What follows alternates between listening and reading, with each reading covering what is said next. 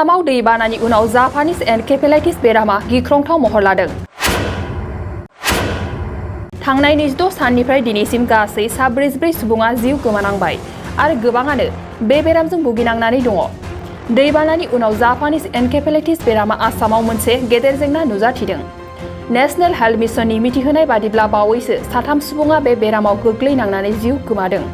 सानैया नगाव जिल्लानि आरो सासेया चिरां जिल्लानि।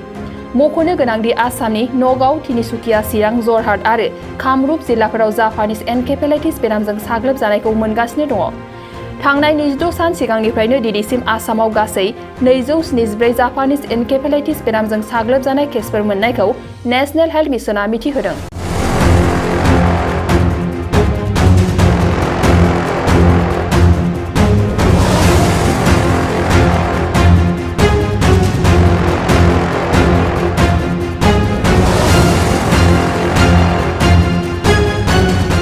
देहानि सानाय सुनाय बेरामनि जेंनाया